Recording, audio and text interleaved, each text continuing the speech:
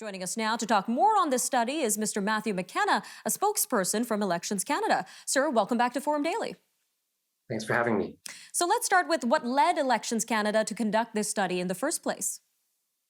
So it's not uncommon. Elections Canada regularly conducts public opinion research, and it's a way for us to tap into how Canadians think and their perceptions about the electoral system. And it really helps to inform not only the services that we deliver, but how we talk about those services and how we communicate with Canadians. I mean, we have a mandate to deliver elections at any time, and that mandate includes being ready to make elections as accessible as possible, so people who want to vote are able to do so. And part of that has to do with, communicating with them in the right ways and really meeting Canadians where they're at in terms of the information that they need and how we communicate it to them. All right, sir, let's dig into the survey now. What type of questions were included in this study here?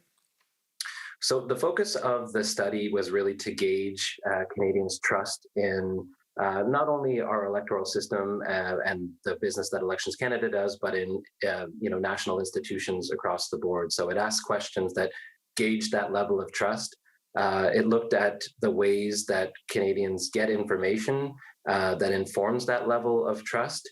And it explored areas, emerging issues that might have an impact on the level of trust that Canadians have in elections and in institutions across the board. And the survey found 40% of respondents report believing in mixed conspiracy beliefs. So that's a significant number there, Mr. McKenna. What does all of this mean?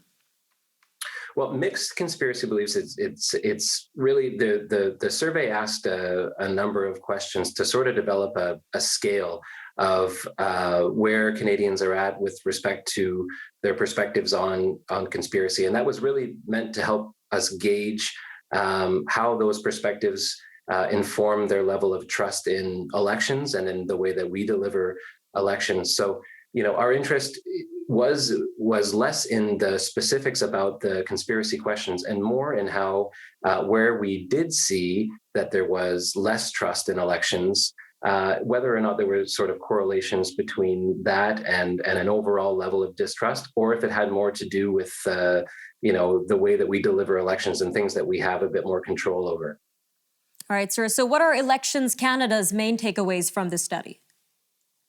Well, a couple of the biggies are that in general, the level of trust among Canadians in our federal elections is quite high. I think it was something around 87% of people believe that our elections are run fairly, and that Elections Canada specifically runs fair elections. And, there was, I think, 74% that had a high level of trust in elections overall in Canada. So, that's one big takeaway for us for sure, is that, despite, what we've seen maybe around the world and despite maybe what we hear in the news sometimes about, waning levels of trust, that in Canada, our systems are quite robust, and that shows in terms of what we saw in the findings here. All right, sir, just about a minute left here, but you mentioned to me that this study was conducted to better understand how to adapt your work. So tell us a little bit more about how Elections Canada's operations are going to be improved moving forward.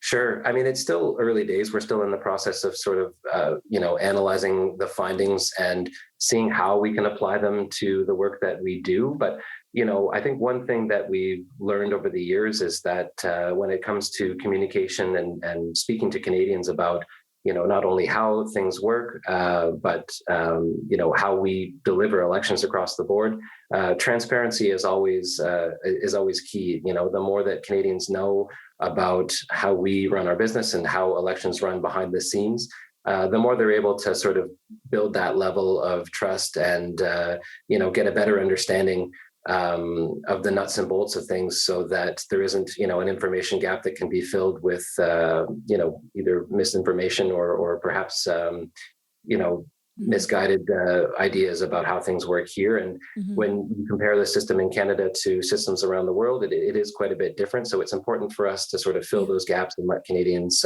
know how things work.